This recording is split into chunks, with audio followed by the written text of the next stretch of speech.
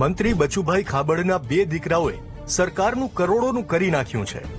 5 વર્ષમાં દાહોદના ગામોમાં મનરેગાના નામે કિરણ અને બળવંતે 2 ફાર્મ લૂંટ ચલાવી, એક કાંકરો પણ મૂક્યો નહીં અને લાખોના બિલ કલાકોમાં પાસ। મજબૂત પુરાવા અને ગ્રાઉન્ડ રિયાલિટી સાથેના ભાસ્કર ઇન્વેસ્ટિગેશનમાં આ સિસ્ટમેટિક ભ્રષ્ટાચારનો ભાંડો ફૂટ્યો છે। ભાસ્કરની ટીમ સૌથી પહેલા દેવગઢ બારિયાના કુવા ગામ પહોંચી। સરકારી ચોપડે આ રસ્તો 4,83,000ના ખર્ચે બન્યો છે। હકીકતમાં માટીની એક ચપટી કે મેટલની એક કપચીએ નથી પહોંચી। રસ્તો તો છે જ નહીં, નાનકડી કેરી પણ બિસ્માર હાલતમાં છે। આ નવલાભાઈના ઘરથી કાગડારાવભાઈના ઘરને કોઈ જોડતો રસ્તો એ અસ્તિત્વમાં જ નથી, પરંતુ તેના પૈસા સરકારે કોઈ કંપનીને ચૂકવી દીધા છે।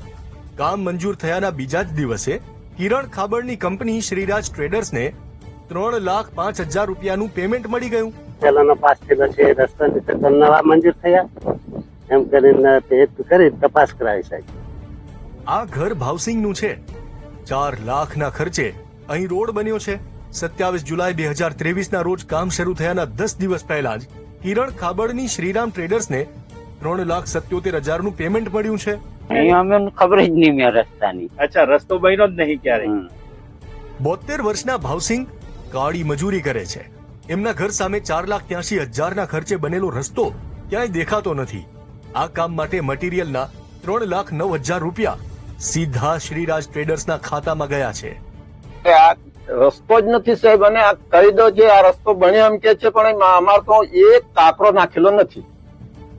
નેતાઓના પાપે આ પગદંડી પણ હવે સરકારી ચોપડે પાક્કો રોડ બોલે છે। કુવા ગામના મેઇન રોડ થી રૂપસિંહના ઘર સુધી જતો રસ્તો 5,25,000 રૂપિયાના ખર્ચે માટી મેટલનો બનાવવાનો હોવાનું કહેવામાં આવ્યું છે, સરકારી ચોપડે બતાવવામાં આવ્યું છે। અને આ પૈસા બચુ ખાબડના દીકરાની કંપનીને કોન્ટ્રાક્ટ મળેલા છે। મંગાભાઈના ઘર તરફ જતા આ નેડિયા જેવા રસ્તામાં પણ લાખોની કટકી થઈ ગઈ છે। સરકારને શું કિયા? આખો વિડિયો જોવા માટે ડાઉનલોડ કરો દિવ્ય ભાસ્કર એપ।